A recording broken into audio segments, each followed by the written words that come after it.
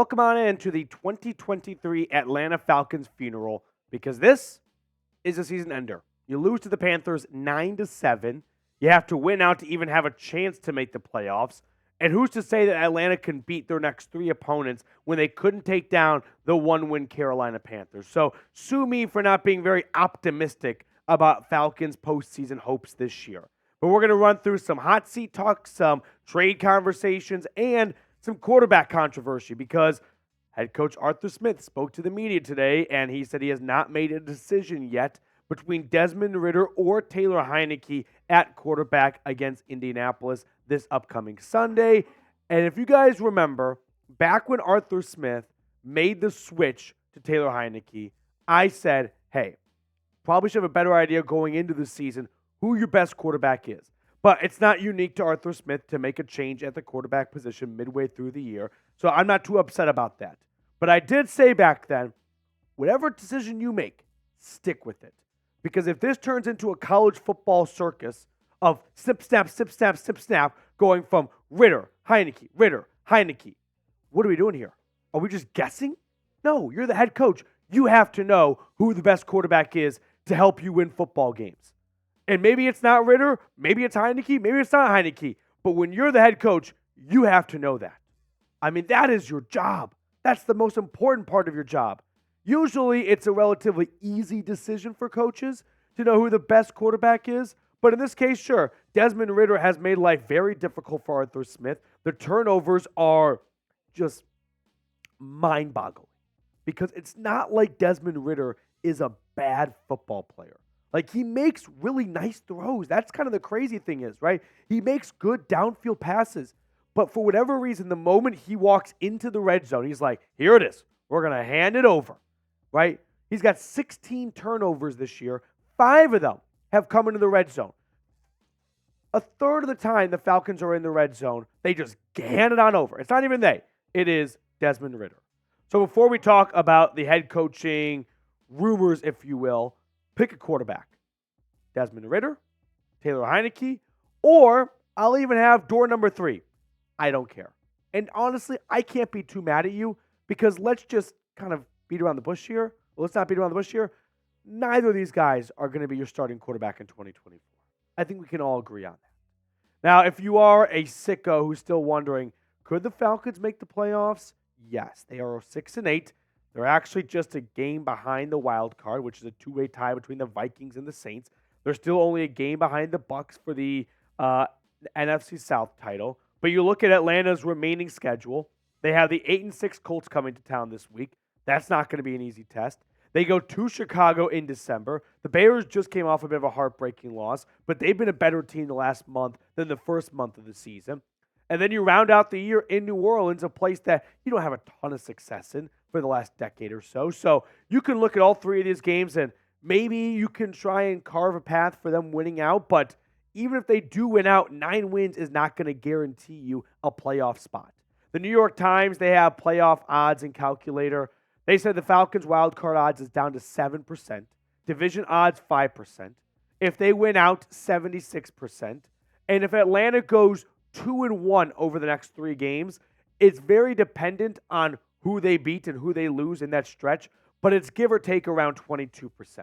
If there is one game to drop this next 3-game stretch, it would be Indianapolis, not a division game, not an NFC game, but 2-1 getting you to 8-9, probably not going to cut it.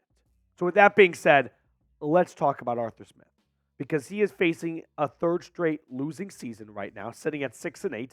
If he goes 2-1, I mean, we're talking about 8-9 season. So barring him winning out, it'll be year number 3 for Art and year number 3 of 7 or 8 wins right now. I think Arthur Smith's seat is lukewarm. I don't think it's as hot as maybe some people want it to be. We got a report a few weeks ago that the Falcons are not looking to move on from Arthur Smith, but they probably did not think they would be losing to the Carolina Panthers 9-7. Like, those are the kinds of losses where Arthur Blank goes, what the fuck are we doing? Maybe you're not the man for the job after all. So I think if this season, and it said, the report said back then, unless things really, spiral downhill fast, he's likely going to be safe. Losing to the Panthers is a pretty good way to start have the season spiral downstairs. Now, an anonymous NFL exec had something interesting in a recent Athletic article where they shared some of it could come down to who picked the quarterback and whether somebody was really, really firm on Ridder, or was it, hey, we'll give this a year and see how it plays out instead of paying Derek Carr. So was Arthur Smith the driver behind Desmond Ridder? And if he was, that's surely not looking good right now.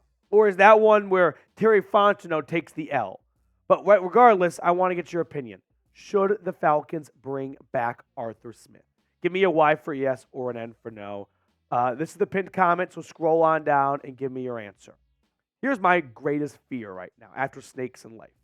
If you bring back Arthur Smith, do you trust him to pick and develop a quarterback? Whether it is Jayden Daniels, whether it's Bo Nix, Michael Penix, you're probably not going to get Caleb Williams or Drake May. So one of those three guys right there. Do you trust him to make that selection and develop him? Because if you just bring him back for 1 year, what I don't want to see happen is, let's say you pick Michael Penix, okay? Just whatever quarterback you want. Let's just use Penix for this example. 1 year with Michael Penix and you fire Arthur Smith. Well, then you hire a new coach, and that coach comes in, but he didn't pick Michael Penix. And you probably fired Terry Fontenot as well, by the way. So now you've got a quarterback, a head coach, and a GM that are not all together, right? They all come from different branches, and they're not all coming in at the same time, or at least all under the same roof. It's now you got a new head coach who didn't pick this Michael Penix guy, didn't pick that quarterback, and he wants to bring his own quarterback in. So if you're going to trust Arthur Smith to draft a quarterback, there has to be a bit of a long-term plan here and not this is your final year. If things don't go well, we're firing you after 2024. Because if that's the case, you might as well rip the Band-Aid off and just fire him right now. That's my biggest fear. Letting Arthur Smith draft a quarterback, firing him after that quarterback's rookie season, and then going into this awful dog chasing its tail where the quarterback and the head coach were never together, and it's just this complete chaos and this ultimate mess in Atlanta. So with that being said, let's talk about whether or not the Falcons should pursue a trade for Mike Tomlin. There have been a lot of trade rumors around Mike Tomlin, so we're going to break all that down coming up next on today's show. But really quickly, a word from our friends over at Prize Picks. If you're watching right now and you're not really familiar with what Prize Picks is, here's what it is. You just select 2 to 6 players, pick more or less on their projected stats, and depending on how many players you select, you could win up to 25 times your money. That's turning $10 into $250. Now, Prize Picks has some awesome deals throughout the holiday season, including this one for Monday Night Football. You can get $5 for every field goal in the Seahawks-Eagles game on Monday night. Maybe no Geno Smith, maybe no Jalen Hurts. I could see a lot of drives stalling out near the red zone, and we might see a lot of Jason Myers and Jake Elliott. So if you like that option, go to prizepicks.com/CLNS and use code CLNS for a first-time deposit match up to $100. Now, I love you guys, so I put all that information in the comments and the description of today's video. So scroll on down and check it out. That's prizepicks.com/CLNS and use that promo code CLNS to get that deposit match up to $100. Let's talk about Mike Tomlin. He has been the subject of trade rumors with the Commanders and some other teams, and so I figured we'd sort of bring him into the fold here with Atlanta losing to Carolina. I don't think anything is off the table at the moment. Now, Tomlin's kind of been an interesting guy, right? Longtime Steelers head coach. In my eyes, a very successful and a good head coach, but he has not won a playoff game since 2016. I think that Blake Bortles Jags 2017 win in Pittsburgh after they got the bye broke the Steelers. I mean, you look at Mike Tomlin's career here for a moment. His first 11 years in the Steel City, he had a win percentage of over 65%. But then you go from 2017 on or 2018 onwards, his last 6 years in Pittsburgh, win percentage is remarkably down to 57%. His all-time record speaks for itself. In the playoffs, he is 8-9, which might not jump out to you, but in order to have 9 losses, that means you had to go to the playoffs a lot of times. So I'm not too fazed by him having an 8-9 postseason record. But there is something to be said about Mike Tomlin really not having a ton of great success the last near decade. I mean, going back to 2016 for his last playoff win. So when it comes to trading for head coaches, we don't have to go very far back. Sean Payton was traded from the Saints to the Broncos back last offseason, and it cost Denver a first-round pick, which was at the time the 30th overall selection, a 2024 second-round pick in exchange for Sean Payton and a 2024 third-round pick. Now, if you think it's going to cost a first to get Mike Tomlin, you might be correct. But remember, Denver didn't just give up a first-round pick. They gave up the 30th overall pick. So don't worry about Atlanta having to give up a first-round pick for Mike Tomlin, or at least I hope not, because a first-round pick that's number 12 or 13 overall is drastically different compared to the 30th overall selection. So here's my hypothetical trade. If you're curious what it might cost to get Mike Tomlin, I think a 2024 second. Remember, Atlanta might have 2 second-round picks thanks to the Calvin Ridley trade, and a 2025 second-round draft pick. That's pretty fair for the Sean Payton. It's pretty similar to the Sean Payton trade. 2 seconds. The Broncos got a third-round pick back. Sure, Denver gave up a first, but it was a late first-rounder and a third. So all in all, these 2 trades are pretty comparable. So if you were in charge, I think this is a decision that Arthur Blank would make. Would you do this trade? Like deal or no deal time? Let me know. Mike Tomlin to ATL for a 2024 and a 2025 second round draft pick. Personally, I'm not over the moon about trading picks for coaches, but Atlanta just needs to learn how to win right now. This is a team that has not won a lot in a while.